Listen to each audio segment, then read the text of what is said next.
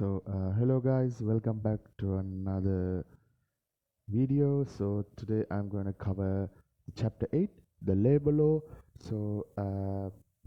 I would say one of the most important laws that you need to know for chartered students, and so obviously there's definitely a lot coming questions from this chapter 2 for your exams. So let's get into it and we'll start. So, introduction to labor law. So, you will learn labor laws in Sri Lanka, and so we call we say contract of employment. So, some of uh, your workers here, some of them you are still yet to get your first job. So if you have ever worked, you will get a contract of employment. So once you pass all the interviews, you will be fixed to a type of salary, and then once you accept for the salary, accept the workload, the work environment, the work time, the work schedule, they will sign you a contract of employment. First, in Sri Lanka, they have a probation period of 3 to 6 months, depends on the company, and then once the company during that time, you sign a contract that you will be staying for 3 to 6 months, but you can leave. There's no, you don't have to stick into that, because it's your choice. If you feeling that you're not welcome, you're not getting enough from the workplace, and then once the 3 to 6 months probation period is over, you will get a sort of what would say, either the management will see your performances. They will see whether you're fit to work further in your company or not. It's your choice as well. Well, it can be vice versa, and they will sign you another contract, which is a permanent full-time contract. And after that, you will be entitled to work. You will be entitled all the full-time workers benefits and all. So it's like that.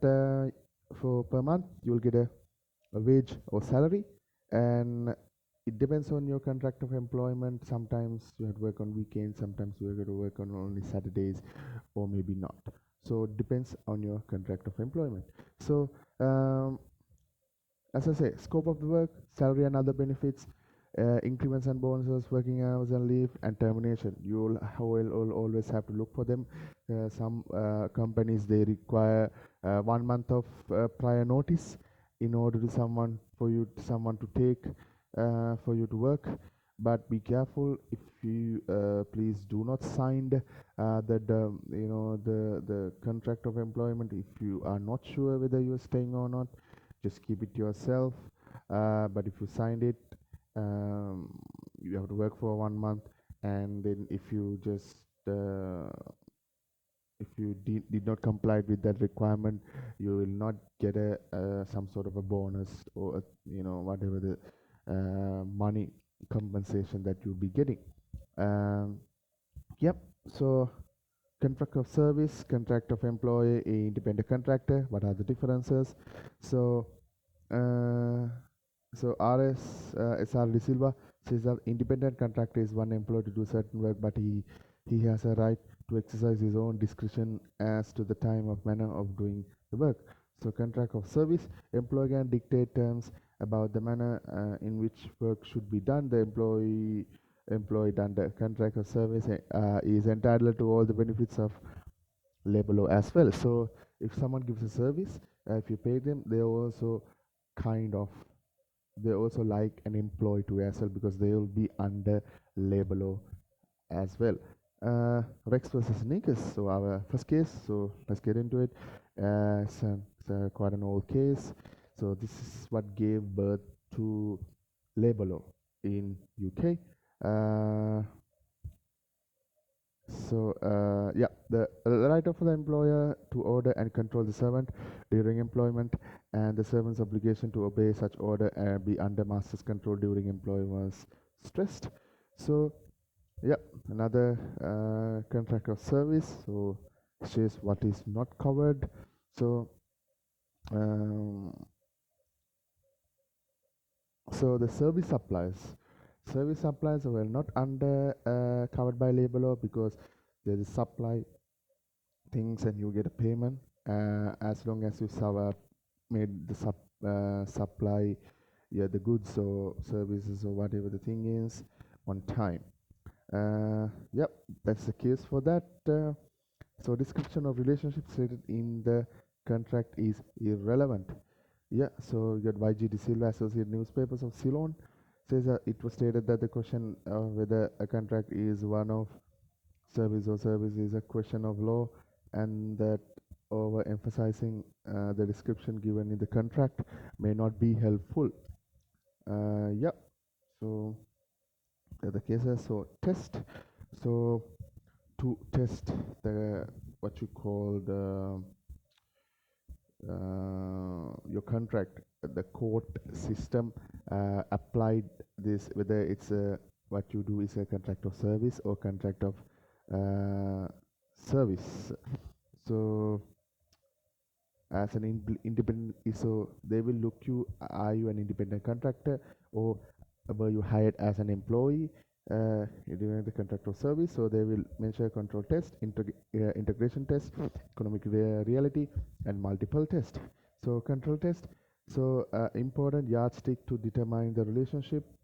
So normally the boss, whatever whoever the manager you're working under, they can actually dictate to do work. So that's how in the control you are.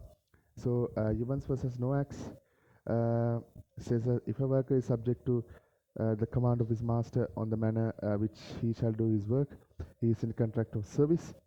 What, when, where, how, cannot delegate his work to another, cannot work in another place as he pleases. So the drawback of this case is cannot test expert workers. Exactly. So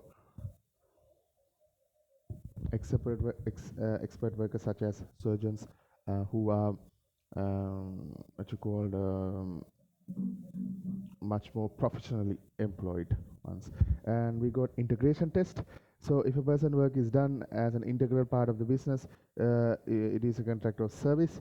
If his work is not integrated but only an accessory to the business, it is a contract for service. So Stephen Johnson and Jordan and Harrison versus McDonald's and Evans is that if under contract of service of a man is employed as a part of the business and his work is done as an integral part of the business, whereas under contract uh, for FOR, service of his work, uh, although done for this business, is not integrated into the but only an accessory to it. Exactly. So good economic reality. So whether you get a salary or you work according to the profit and loss of the business. So we got market investigation versus Minister of Social Security. So we got multiple tests. So the case itself says how Montreal versus Montreal locomotive works. Says that the question can be only settled by examining various elements of relationship between the parties. If the consideration of all these factors results in the conclusion that the person in business on his own account, then he is an independent contractor. Hence, one key is determining factor is the economic dependence of the individual.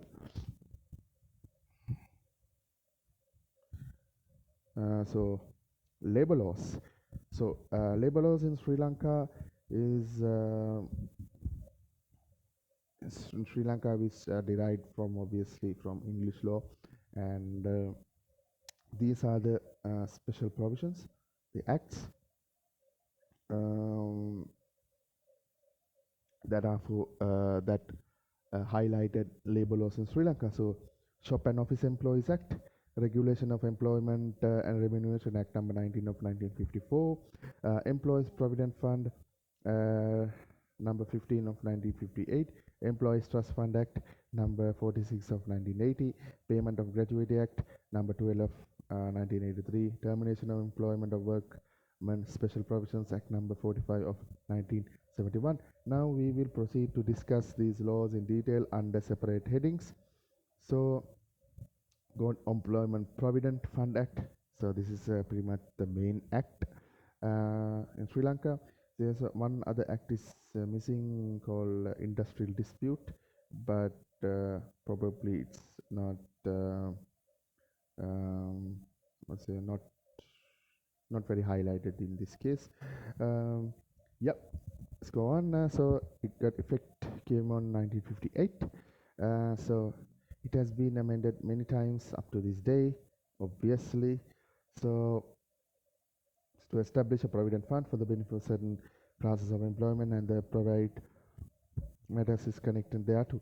So main objective to act is ensure that an employee gets a lump sum of payment in his old age retirement similar to a retirement benefit plan. The Commissioner of Labour shall be in charge of general administration of this act. So section 2 of the act established a fund called the Employees Provident Fund. So employer must make a employee provident fund in order to for his long term. So in companies, if you pay EPF ETS for every 5 years, then you work, you will be entitled to the provident fund.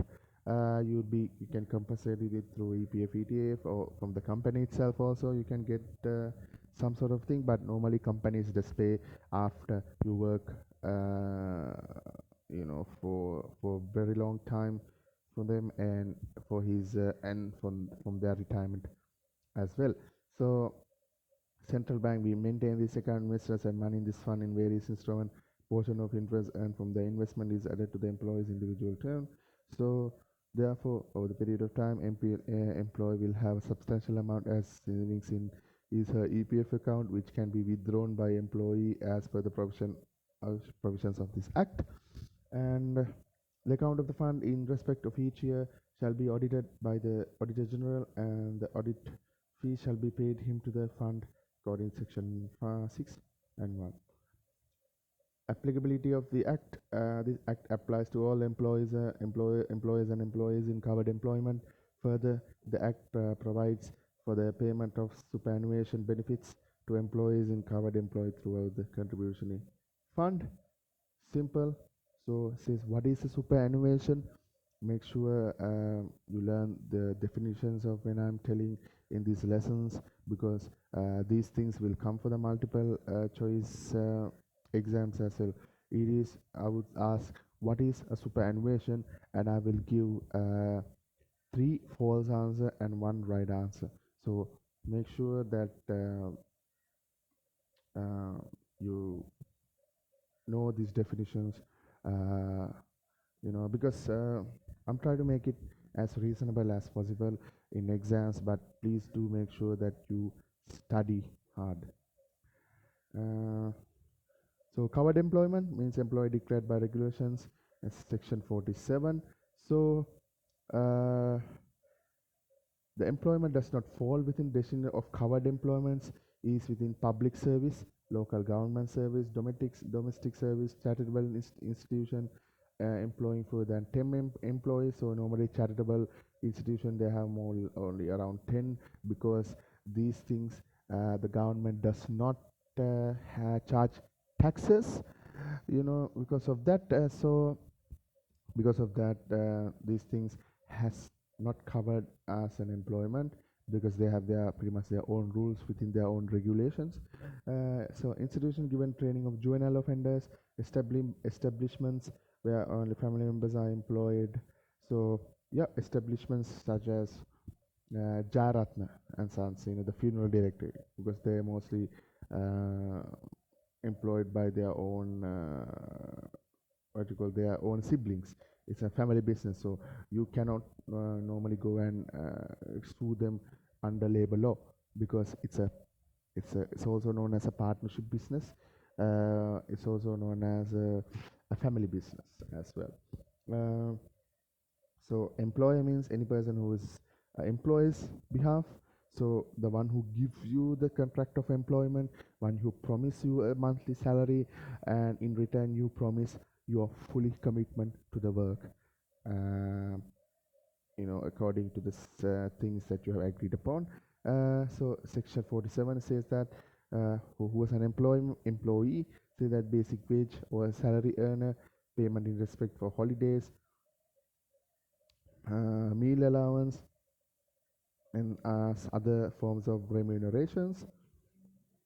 So overtime payment, rent allowance, reimbursement on traveling expenses, bonus payments, and service are not deemed to be earnings, and EPF is not payable on them.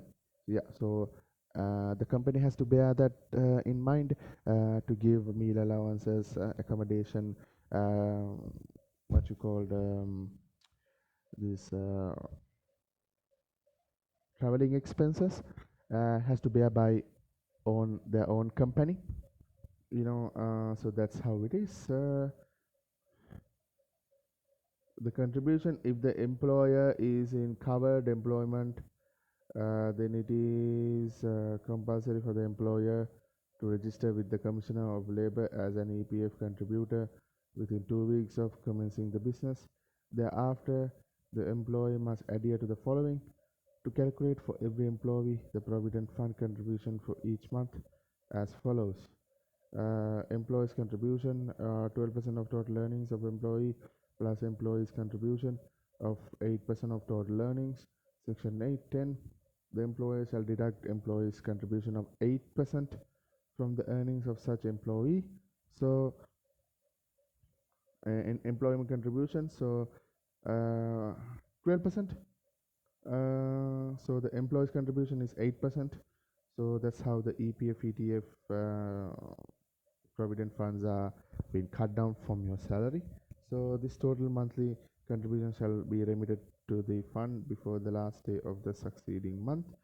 Exactly. So monthly contribution due date.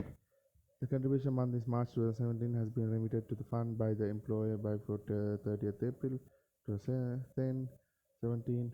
When the employee fails to make contribution but payment to the fund due date, he will be liable to a surcharge.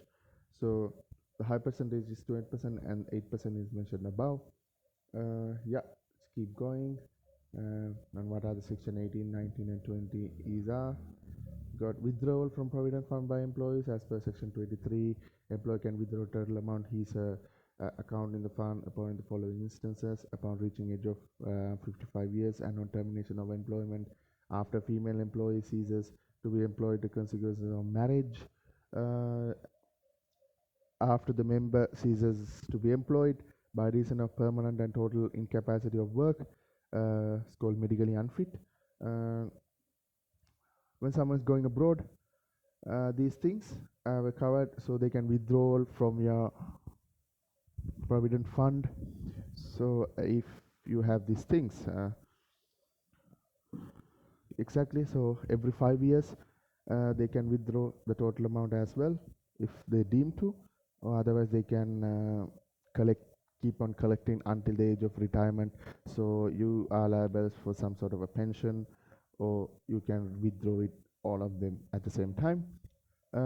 Default and punishment: any person who violates any provision of the act is guilty of offense under this act section 34. If found guilty, punishment for the offender could be the fine or imprisonment on both. So normally the directors must pay. The directors of the company is liable to get to cut EPF ETF from the employee, and they have to pay for the government if the directors or the management of a company fails to pay EPF ETF. Do so, it's a criminal offense. The directors or the management of the company can go to jail. um, Private provident funds, PPF. So how does this established? So it is established under sections 27 of 1 and 27 of 2. So say that if the private provident fund PPF is established for the benefit of employees covered employment, the commissioner has the power to declare such fund and approve provided fund in under these things. So once the PPF has been declared by the commissioner, approved provident fund, the employee must cease to liable to contribute to the employee EPF. Instead of, they will be contributing to the approved private PPF. The PPF will operate based on its own rules and regulation, which must be pre-approved by the commissioner. Mm, Says that transfer of funds in a PPF to EPF. So these things, commissioner is dissatisfied with the management of the provided EPF and revokes the approval given by the PPF if an approved provided fund is wound up. If an employee who is contributing to an approved provided fund leaves his employment and joins another covered employment. That's how it is. Present status of PPFs. So subsequent amendments made to the Employees Provident Fund, especially through the Employees Provident Fund Special Provision Act number 6 of 1975, provided for uniform scheme of superannuation benefits for all private sector employees in covered employment. Due to these amendments, following change of EPF, the contribution employee in an employment to such funds, employees provident fund. So yeah, it keeps going. Difference between EPF and PPF. EPF administered to monitor a board, Central Bank of Sri Lanka, is by its own rules and regulations, which have been pre-approved by the commissioner. The minimum contribution is made by employer and employee is EPF, which while PPFs, this is determined by the rules and regulation of the PPF. So the rules relating to withdrawals from the EPF by an employee are laid down in EPF Act, while the PPFs, these withdrawals are determined by the rules and regulations of the PPF. Yeah.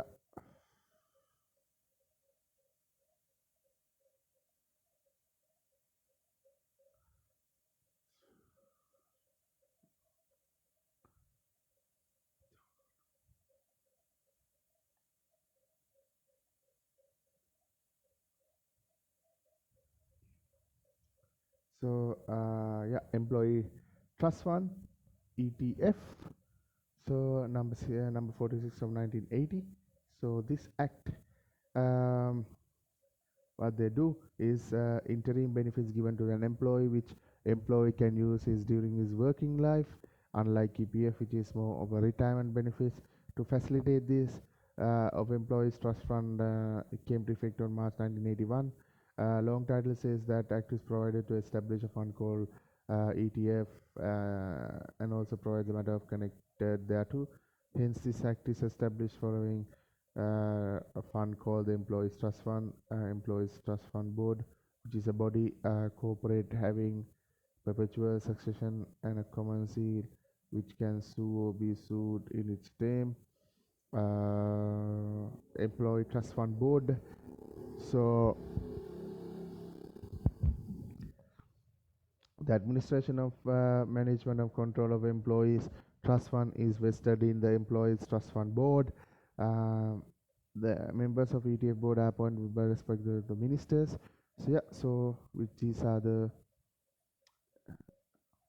boards and such, how it formed and who is going to be there. So objects of the ETF board, section 7, to promote employees ownership, employee welfare, economic democracy through the participation in financial and investment, to promote the employee participation in management through the acquisition of equity interest in enterprises, to provide for a non-contributory benefit to employees on retirement, and to do all such other acts or things as may be necessary for conductive to the attainment of the objects specified above. Yep, membership of the fund. So it can be done by the employer. So definitions in the section 44 says who are the employer, in the employee, the bodies of employers, and the management level, everything. So applicability of the act. So the private sector undertaking, that means that undertaking carried by an employer, the private sector including the undertaking carried as an employed person. State undertaking means public corporations, business undertaking, which is the government and things.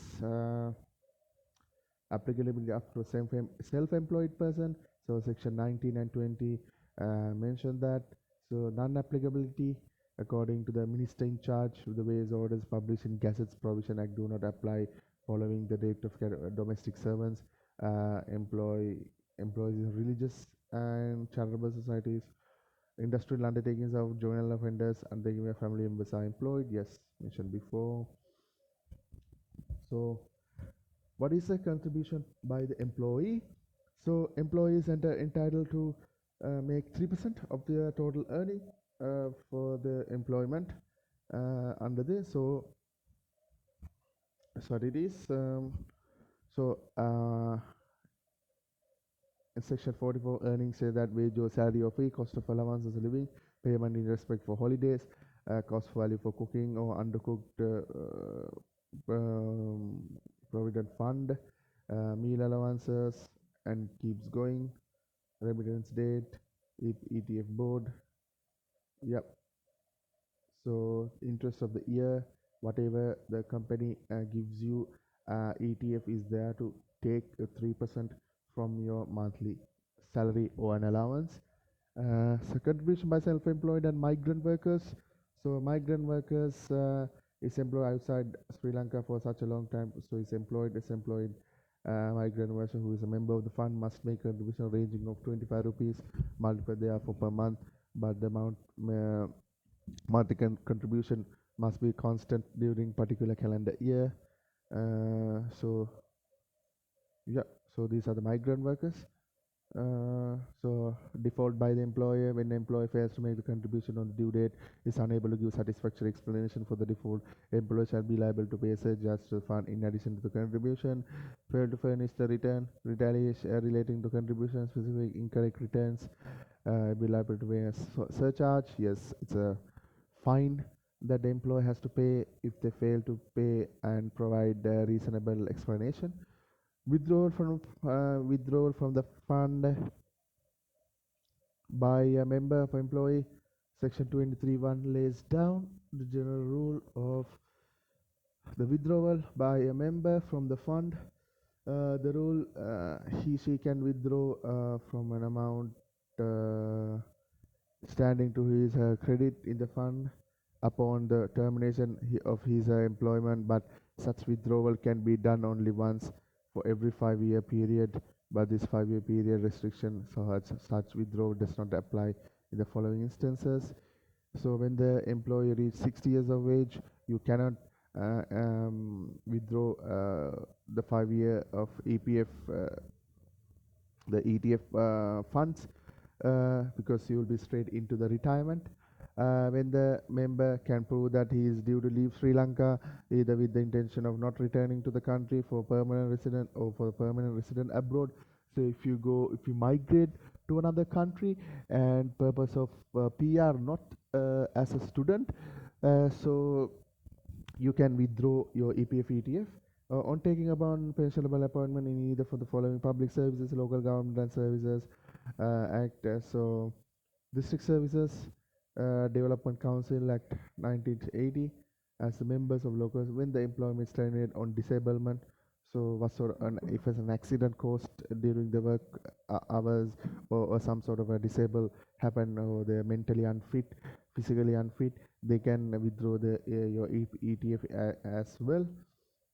So payment of benefits or death of employee, the member. So there's no nominee, such shall pay to the executor of the last will or the administrator of the estate such employee to the heirs for such employee. Yes, exactly. So your heirs from the last will or your family members can show your death certificate and withdraw the fund as usual. So provision on nominees, section 25 stated that member fund at the same time nominate any person who from outstanding or credit individual account member fund to be paid event of his death. So it can be a family member, it can be a friend, it can be anyone. So you have to mention in your last will or in the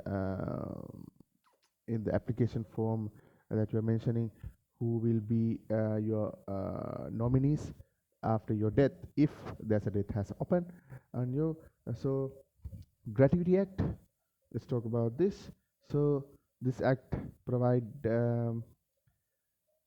it's previously had two main parts. Part one, payment of gratuity of plantation sector for employees who ceased employment or going to take over the state of lands under the act, land reform, uh, land reform law upon the acquisition of land under the Acquisition Act. Part two deals with the payment of gratuity and all other categories of employees. This is the section where the concern with this chapter. So part two is the main thing because it covers all other categories of employment. Plantation sector of employment one carries because it depends on some sort of what you call a council happens for plantations, so they can go and tell their own issues for the council, and the council will take actions against the employer or the company itself. But we are talking about the part two, it deals with other categories as well. So let's get into it. So part 2 of the act is called definitions. Section 20 says that, yeah, employer, who's the employee, what is the company, what sort of authority, what sort of wage or salary, yeah, just like other acts. It's mentioned applicability of the act. Section 5(1) part 2 says that employ 15 or more workmen, employ 15 more than for a 12-month period of time, termination of a workman. So it depends on the structure of the workplaces. So if you have more than 15 employees, that means it's some sort of a office or a corporation.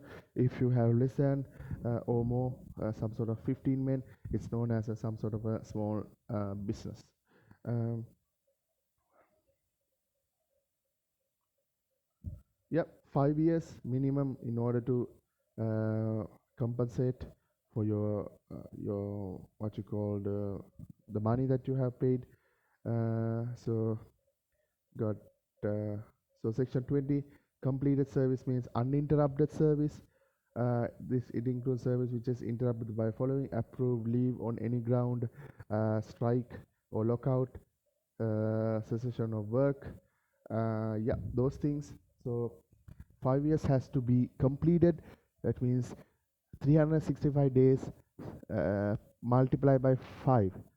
So you have to work on that. But if you take leaves, things like that, if there's a lockout, if there's a, in these days, normally, you know, pretty much in Corona, during Corona pandemic times, many countries, including Sri Lanka, has lockdowns.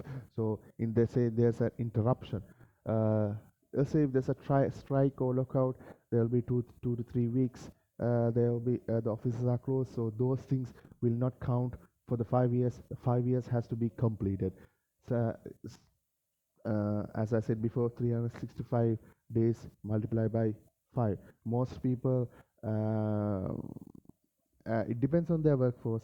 Most people gain their gratuity and EPF, ETFs. They withdraw um, not just 5 years on time, but may probably within 7 to 8 years, because they have to complete that margin too. So it's going. So termination of employment mentioned above can occur following by an employment, workman, retirement of workman, death of a workman, operation of law, and otherwise. So non-applicable of the act.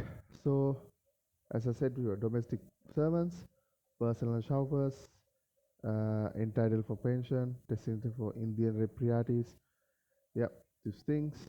So gratuity computation. So this is how the gratuity um, has been calculated. So half of your salary wage drawn for the last month of employment plus into number of completed years of service. For any other salary wage drawing of workman, 14 days into um, the salary was last, and number of completed years of service. Exactly. So if you're working on a monthly rate, it's the option 1. If you're working as a workman, some sort of casual workman, per day workman, so it's the option 2. So deduction of gratuity. So um, So you can deduct your gratuity in the section 13 says that in certain instances the employee is entitled to deduct from the gratuity payable to a workman in extent to loss or damage caused to the employer by the workman. So instance where the employee has been terminated for reasons such as fraud, misappropriation, willful damage, cause of lost goods and article property of the employer. Other than above instances, employer cannot make any deduction from the gratuity due to the employee. So it has to be come from the employee sides.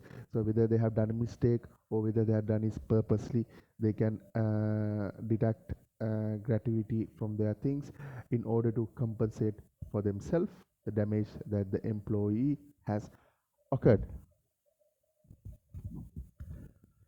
So general provisions of this for this act: uh, employee dies, he is charged liable for the act. Liability must be discharged by his legal representative. If a workman dies, payment of gratuity due to a workman under this act, such payment must be made to his or heirs. So liability on failure to comply with the act: any person whose contravenes failure to act shall be guilty of an offence, shall be convicted by a magistrate, will be liable to a fine or imprisonment, either description. Yes. Uh, so there's another act: shop and office employees regulation, employment and remuneration. So it says that provides a regulation of employee hours of work and remuneration of the person employed by shop and officers. So ministry has power to make regulation for this purpose and carrying out the provision of the act. The commissioner of labor is pretty much in charge. Um, so regulation means a regulation made by the minister under this act. So there's also a gazette approved by the minister, the labor minister. So employees covered under the act, uh, obviously shops and offices. People who works in shops and offices are covered in this act. So non-applicability: business carried by funeral undertakers, they are not covered in this. Any other prescribed trade or business, that's how it is, that they are not covered. So definition: shop means any premises which retail or wholesale business is carried on.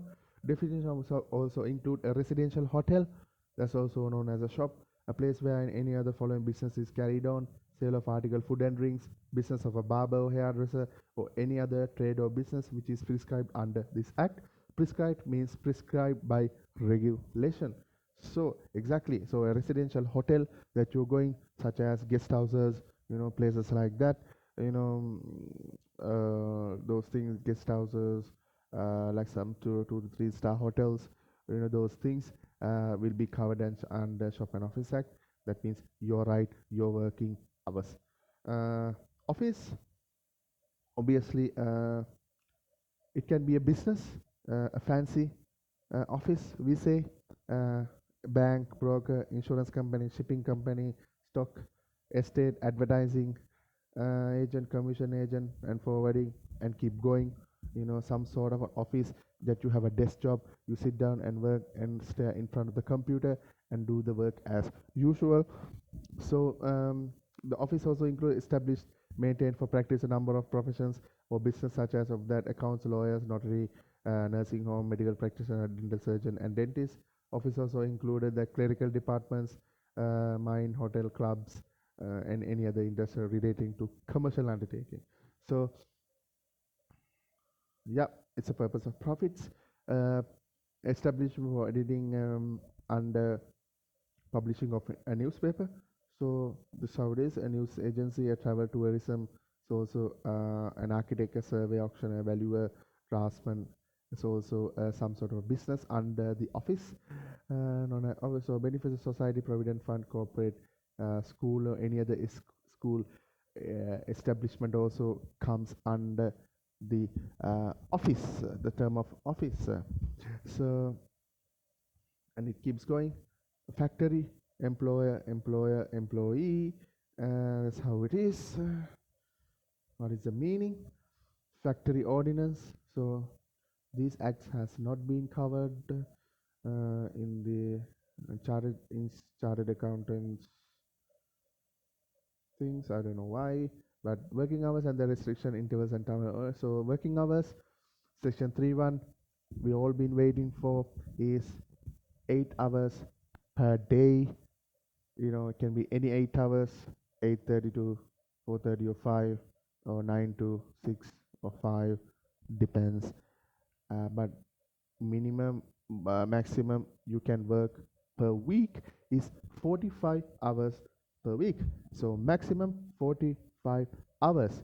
So if you work more than that, you are entitled to overtime payment. But if the company does not have fail to have a regulation thing like that, if there's no regulation of paying overtime, things like that, you can direct towards it. But also you can leave on time. It's simple as that.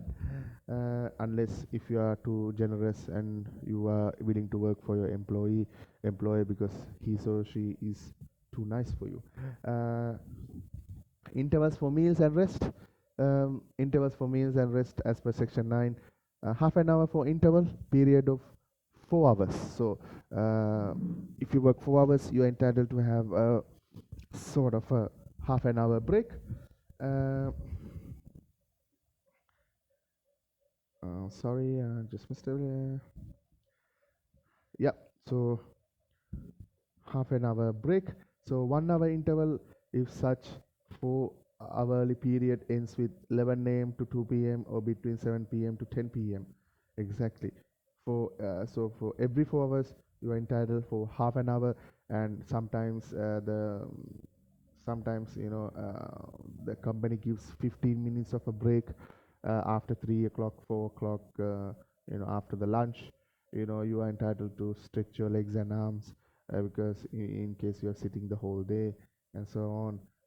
Some sort of a short break you are allowed to take.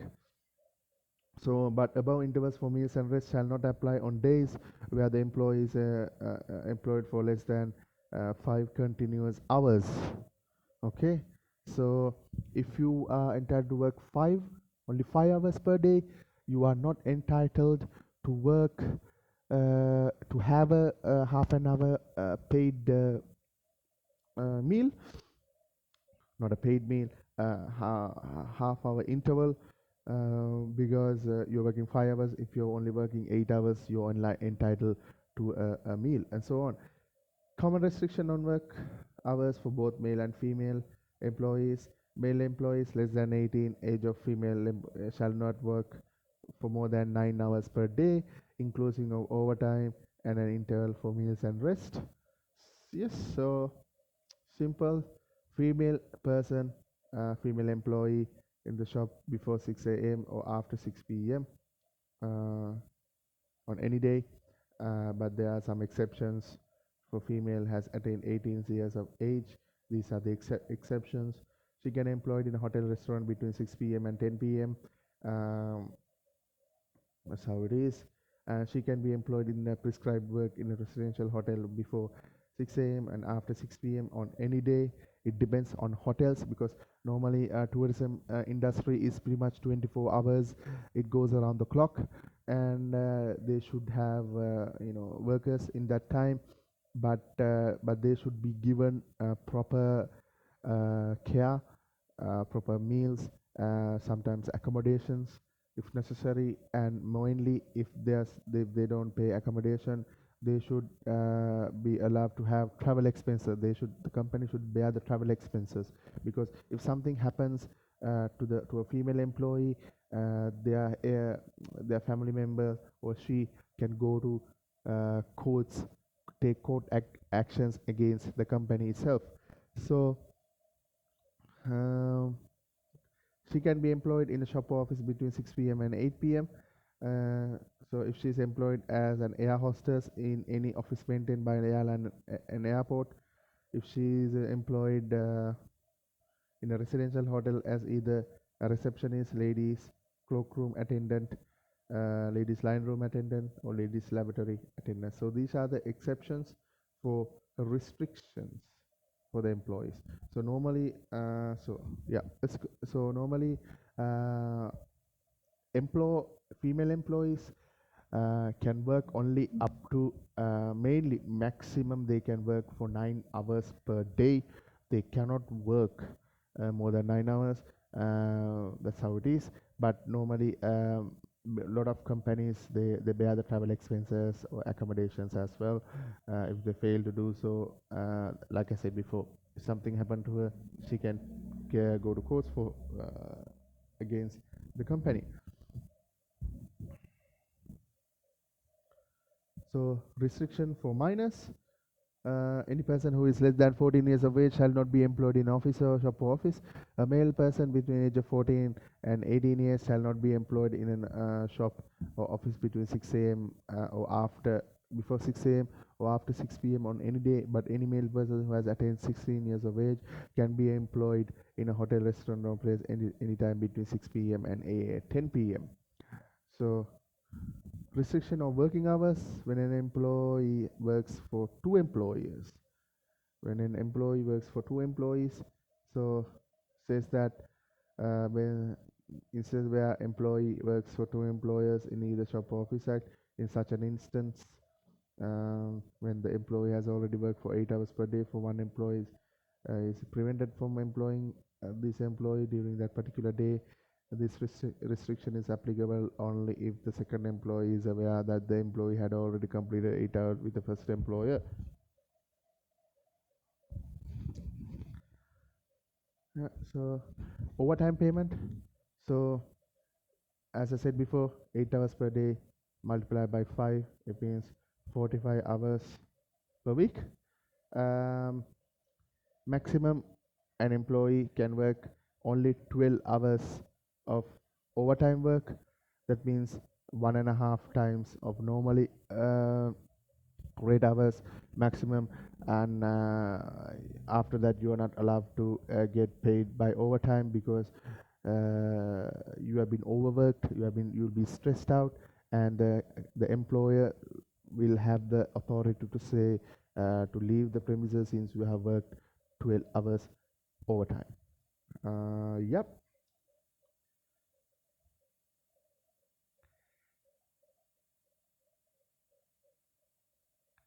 So leaves and holidays. Um so annual leaves, 14 days. You know, can be. It depends. 1st of January before 1st of April, it is 14 days. Employment commence 1st to 1st July, 10 days. Yeah, it keep going. So this, but normally annual leaves are payable. Sometimes they are non-payable as well, depends on the company. But that's how it is. Normally they do take annual leaves, things like that, even though sick leaves, because normally they are getting paid as well. Uh,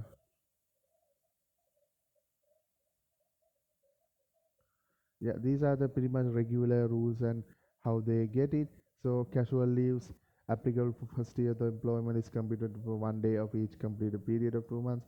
Applicable for subsequent years of employment is a total of 7 days for the year. Yeah, ill health or sick leave for reasonable cause.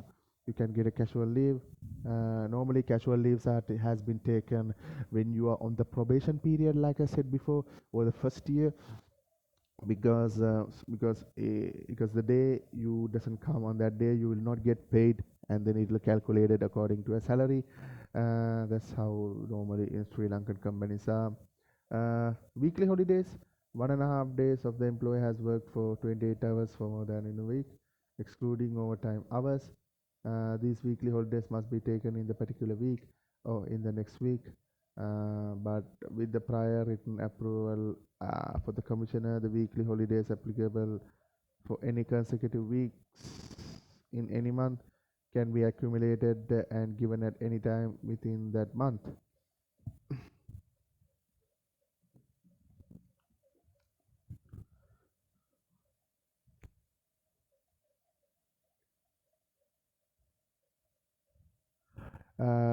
Yeah, public holidays.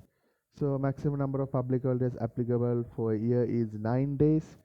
When the period of commissioner says the employees are public holidays shall be instant being allowed with the full remuneration on no BF of 31st of December for that year. Yes.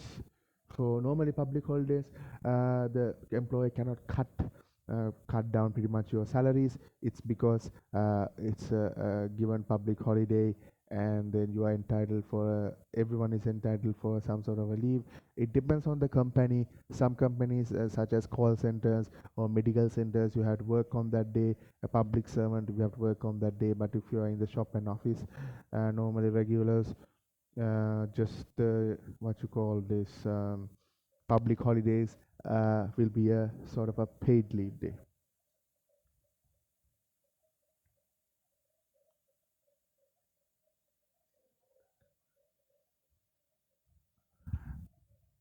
So even notice of termination of employee had been given, the employee is allowed to take his leave entitlement before the date of termination. So that's how it is. Maternity benefits. Confinement is defined in section 18G of this act as labor resulting in the issue of a child, whether alive or dead, or the issue of fetus of at least 20 of weeks of gestation. uh, Section 18A says that the maternity benefits Part 1A shall apply to every female of the employee shop or office. So female employees giving notice of impending confinement shall be entitled for the following maternity leave benefits. Kila kiwa.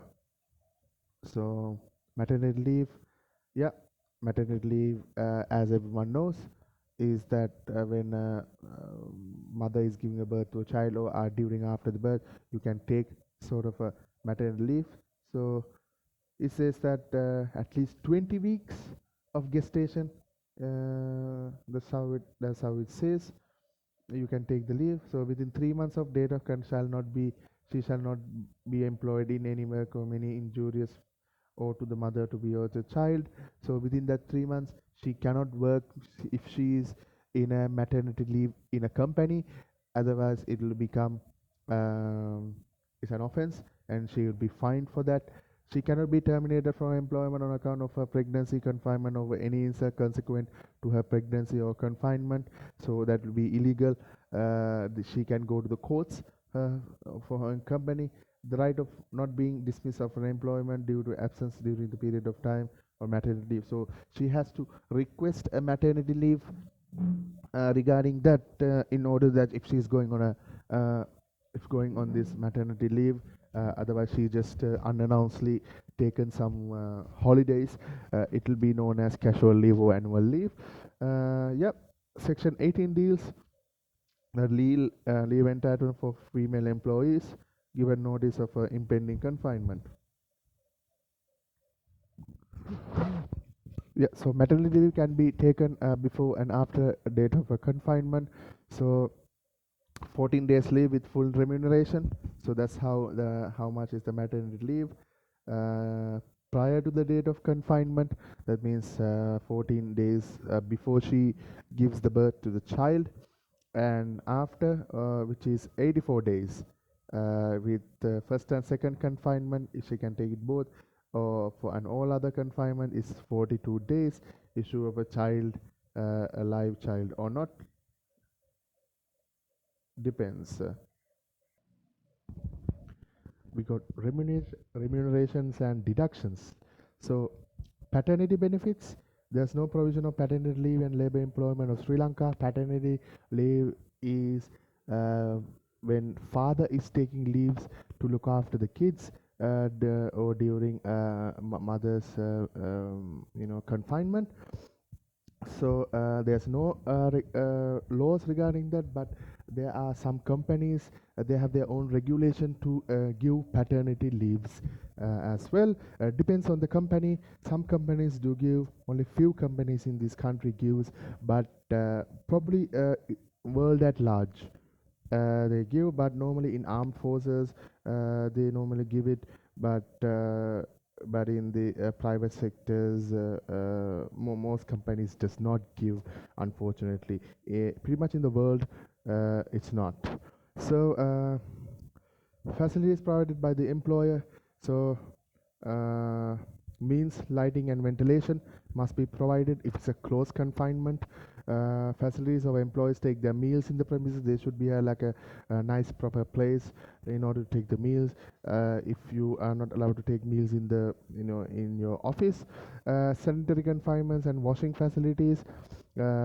Clean toilets, washrooms must be provided both for both men and women, and proper places. So where males or females are both employed, there should be a separate convenience. Obviously, there should be separate male and female washrooms as well. They should not have both genders using the same washrooms. So must give appropriate seats behind the counter for female shop assistants. Has to be, because too much standing will be amount to for injuries in long time. To maintain the workplace in good repair and order, that's how it is. So remuneration according to section 68 means that the salary of wages payable to the employee in relation to his employee includes any special cost of living, any allowance for overtime, and other allowance prescribed in the regulation made by the minister under this act. Payment of remuneration, part 2 act deals at the section 19 says that the employer shall be pay his employees due to their due remuneration in the legal tender. Employee works on public holidays. He has an option of either taking this holiday on the 31st of December the same year before the paid on working day. If an employee works on a full moon for a day, he is entitled to a remuneration for this day amount to 1.5 times his normal day rates of remuneration. If an employee is terminated, the employer must pay the remuneration before 2 working days of the termination date unless the commissioner decide otherwise. Yes, exactly. So if you are working on a public holiday, so you are entitled for a benefit, for a remuneration. So that means an extra pay as is scheduled. But if it's not, then obviously it's a pretty much a violation. Then you are allowed to go to courts. You have to go to allowed for labor departments or labor tribunals. LT, we say that, labor tribunals. So deductions from remuneration. Employer has a right to make certain authorities deductions for remuneration for employee. As section 19 says, authorized deduction includes deduction made in respect of advance given by the employer, discharging an obligation of the employee, any other prescribed matter. So in contribution by the employee to an pension fund, provision fund, an insurance scheme and saving, recreation club which is operated by the employer, he has been approved in writing by the commissioner. Price of food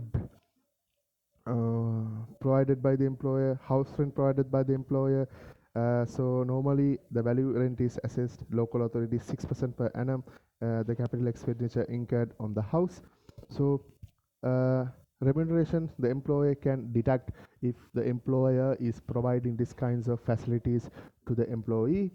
Certain minimum only 6% in case in rental if the housing rent provided by the employer. Yeah, so furnished as security, and it's keep going. The fine imposed by the employee, any some sort of a breach, loans, advance money, total deduction not exceeding 5% of the remuneration, shall not exceed 60% of the end. Any deduction of fine shall not exceed 5% of the remuneration. And limitation of fine does not apply following instances. When the deduction is required by the Inland Revenue Act or any other written act, when the deduction is in compliance with the court decree or court order. Exactly. General provision of the employer. Employment particulars. The employer must furnish the employee in or on the date of his employment and particular date prescribed under section 17. It says that when you hire an employee, you must take the details of name of the employee, the designation, nature of the appointment, the appointment date, the grade, basic remuneration, the scale of remuneration, whether remuneration paid weekly, fortnightly, or monthly, cost of living allowance if the company is provided, period of probation, like I said, 3 to 6 months, and how you are terminated during the probation, condition governing the employment, and different normal working hours, overtime rate, prospect, promotion, things like that has to be done normally. These things are conducted by the HR department. They are the one who pretty much hire people into the workplace. So that's how it is. They are the one who provides. They are the one who must have extensive knowledge about labor law. Okay, so record of notice we kept at the place of employment. So as per the section 18, premises of the shop office, custody list of the person must have names. A name list contains by the employee the record of hours actually they worked. So normally these days people have thumbprints. When they're coming on time, they have to make a thumbprint, and when they leave they must have placed the fingerprint. Termination of employment of workman, uh, another app. So how does uh, an employee is terminated and how it should be? It says that section 11 to 19 say that Commissioner of Labor is in charge with the general administration of the tax act. Is employing 15 or more employees who have worked more than 1 year covered by this act. So how is the definitions? So section 19 of the act gives the following relevant definition. Scheduled employment means employment of any of the following factory coming under purview of the factories ordinance. Shop office coming under purview of the shop and office employees. Regulation of Employment and Remuneration Act number 19 of 1954. Any trade in respect of which or notification has been published in the Gazette under section 6.2 of the Wages Board Ordinance of an order made under section 6.1 and shall include the work of any worker referred to therein but excluded from the provisions of such order. Employer shall mean any employer, so it gives pretty much the definitions. The workmen who are, so the workman same meaning as Industrial Dispute Act, but it's not this act is not work it's not mentioned here. So non-applicability of the act, section 3.1 provided the who does not apply, so to an employee who less than 15 workmen on average who has been employed during the period of 6 months period preceding the months where the employee seeks to terminate the employment of a workman. So to the termination of employment of workman who has been employed for a period of less than 180 days in continuous of period of 12 months of the to the termination of any employee who has been employed less than 180 days. To the termination of employment who works uh, employed by an employee, such an termination whether was affected by the retirement in accordance with the provision of collective agreement or any other contract of employment. To the government is in its capacity of an employer. So the local government service, the local authority, cooperative society, public corporations. So these things for termination of employment of workman of any workman who has been employed by more contravention of the provision of any law of time being in force. So termination of workman in scheduled employment condition imposed by the Act on Terminations. So section 2.1 of the Act introduced certain conditions which the employer has to comply with prior to the termination of a workman is scheduled employment. These conditions are: the prior written consent of a workman must obtain, the prior written approval of the Commissioner of Labor must be obtained. So therefore, according to section 5, if an employer terminates such an scheduled employment of workmen in violation of either of above conditions, such as termination shall be illegal and null and void and to be not be in effect. So yeah, so that's how it is. Must comply with these things, but according to thing, otherwise it be a violation. The workman or the employee can go to courts, can go to not the courts. First of all, they go to labor tribunals known as LT, and then if there's no solution regarding that, they can go to the courts. So procedure on termination. So is tested throughout the disciplinary action. Employer must notify the workman in writing the reason of such termination. This notification must be done within 2 working days from the date of termination. So where an employee terminates the schedule of a workman in the contravention of the act, the commissioner may order such employee to continue the employ the workman with the effect of date specified in such order in the same capacity in which was employed period of such termination to the workman his wage and all other benefits which the workman should have otherwise received if he is services had not been so terminated. When an employee in a scheduled employment is terminated due to the closure of the trade, industry, or business by the employer, the commissioner may order the employer to pay such to workmen compensation and a gratuity of any other benefits due to the workman. No order shall be made by the commissioner under Section 6, Section 6A of the Act unless the workman has been submitted the application to the commissioner within 6 months of termination. So these are the computation of under the Act. So these are pretty much the time. So number of years of completion at the termination. So if you are 1 to 5 years has been employed, number of months salary to be paid as compensation for every year of service. So 2.5. The Saudi's maximum compensative is 12.5 months. So it keeps going. This is the formula according to section 60 of the Gazette extraordinary 135 formula of payment of termination of his employment. So key points for computation. So if at the time of the termination of his service workman has less than 4 years left in his service, he shall be paid either aggregate salary for the period of any denied service compensation computed according to the formula.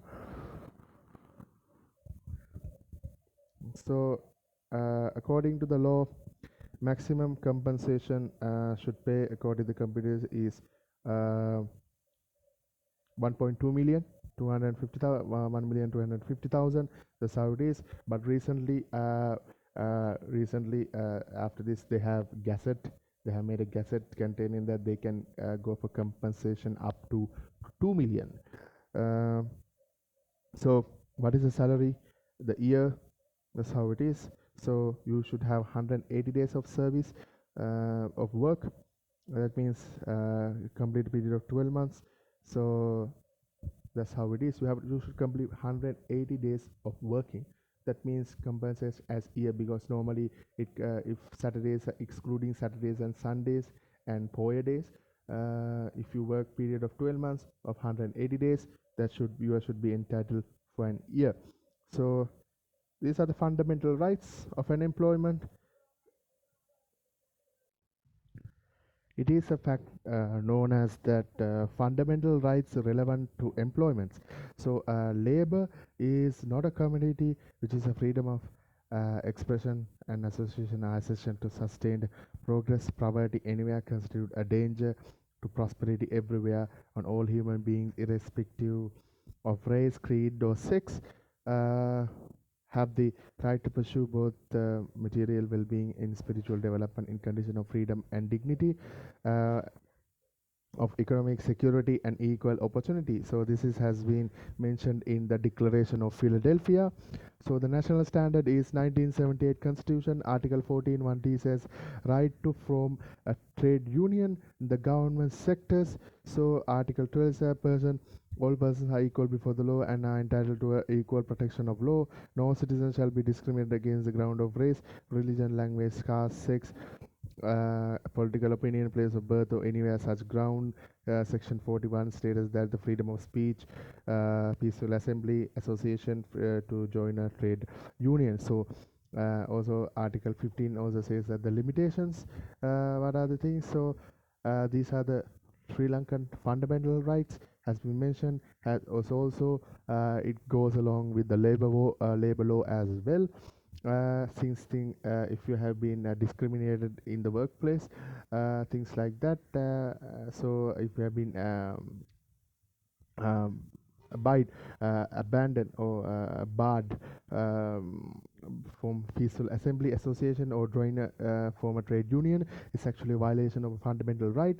You can sue them in Supreme Court in this manner. So what are the international standards? So UDHR Article 23 and the ICCPR Article 22 and the Article 8, the ILO International Labour Organization, Convention of 87, Freedom of Association, Protection, Right to Organize Convention. And so these things minimum wage, discrimination, equal remuneration confirmation. These are all has been declared by international law, mainly declared by the United Nations for every country in the world that is applicable. So they must have work employment benefits according to these standards.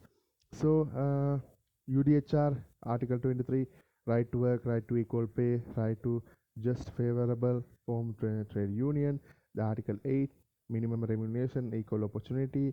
These all say pretty much the same thing. Um, so initiating action of jurisdictions. So this is how if employees works rights has been violated by the employer, they can go to courts. It says a workman who has been subject to unlawful termination may an application to the labor tribunal within 6 months from the date of termination of the service that of that workman. Section 31b 7 of Industrial Dispute Act also mentioned that 31C subsections 1, when application under S31 be brought before the LT shall make all such inquiries, all such evidences as feel necessary. LT means Labor Tribunal. Section 31D, subsection 2 is that Labor Tribunal is final, cannot be called upon into question by any court. So, but it says that where workmen or trade union or employees dissatisfied with the order of the LT, they are permitted to make an appeal by way of written petition on a question of law to the High Court established under Article 151p of the Constitution. The further appeal lies from the decision of the High Court to the Supreme Court in terms of Section 31 DD1. Yes, so these are the mainly decided cases in Sri Lanka. Labour cases highlighted: Gunaratna versus People's Bank, right to form a union, become a member of the union. So Caledonian Tea and Rubber Estate versus Hillman, says the judge has given classic what you call the judgment regarding this. Steps available for fundamental violation of fundamental rights. Uh, so role of Human Rights Commission, HRC also include, you can file the petition to Supreme Court if things has been violated in the workplace, such as sexual abuse, verbal abuse, and unlawful terminations. So that's it for this chapter. This is the end of the chapter. So one thing we need to share that if you are not satisfied with the labor tribunal, if you cannot get into the some sort of agreement to pay the remuneration and so on, or damages, they can go to the High Court. It's to claim a much more higher compensation. Before it was 1.2 million, and now it goes up to 2 million rupees as a compensation if the employer force you to do things that will harm your well-being. If there's so many injuries, there's a risk. You have the right to say no to that work because it's involves many injuries or even death, things like that. But if the employer force you to do so and you done it, injury may occur. You can go to the courts, High Court, and then if you're not happy with the High Court, you can appeal into the Supreme Court or for much more higher compensation regarding that. So that's how it is. The labor cases are here in the High Court. There's a special area of a High Court. So High Court is divided into three: Commercial High Court, Criminal High Court, and the Labor High Court as well. So these High Courts is always there to help regarding for your labor any violation from an employer. So that's it for this lesson, and I will see you on the next chapter.